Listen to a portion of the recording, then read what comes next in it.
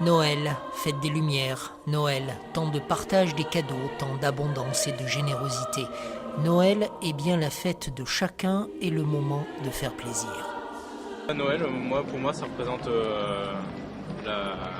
ce qu'on mange, le foie gras, les gros repas familiaux, les cadeaux, le Père Noël, le froid, la neige aussi. Donc c'est un bon esprit, quoi. On fait les magasins, on traîne un peu sur la place.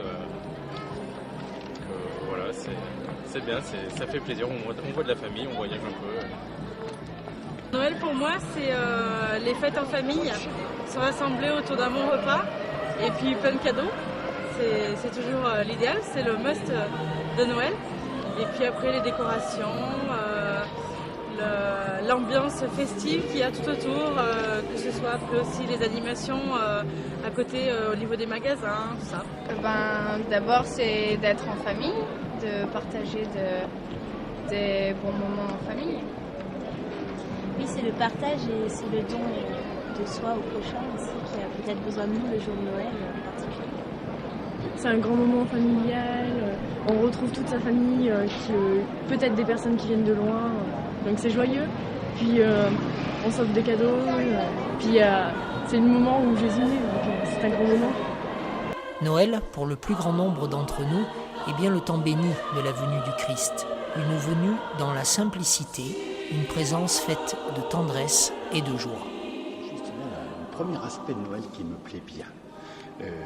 J'aime les lumières de la ville, j'aime qu'il y ait des repas de famille, j'aime ce temps de fête. Et une société qui ne serait plus capable de faire la fête serait une société morte. Par contre, il faut quand même veiller un petit peu à la sobriété des dépenses, quand même, de ne pas trop exagérer. Il y a un deuxième aspect de Noël qui m'intéresse beaucoup et qui est commun à notre société. C'est Noël, le temps de la générosité. Les gens ont envie d'être plus généreux, ils le sont. C'est pas pour rien qu'on met le Téléthon au mois de décembre.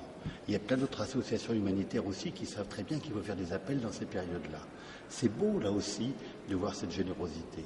À condition de ne pas oublier autour de nous ceux qui sont seuls pour Noël. Et puis, bien sûr, il y a le vrai secret de Noël.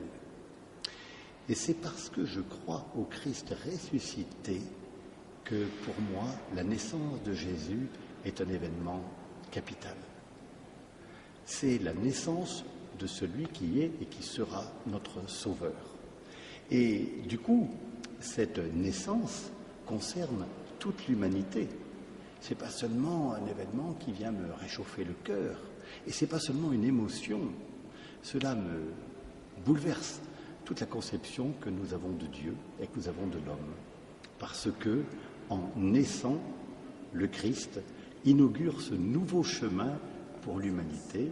Cela veut dire maintenant que tout être humain qui naît au monde est destiné à la vie éternelle.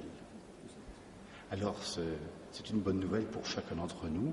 Et du coup, ces lumières extérieures qu'on voit à Noël, on peut aussi les accueillir à l'intérieur de nous, chacun se sentir bien concerné. Mais cela aussi est un programme d'action. Parce que si je dis que je crois que tout être humain qui naît dans ce monde est destiné à la vie éternelle, qu'il est un frère du Christ, eh bien, cela m'engage à construire un monde plus fraternel.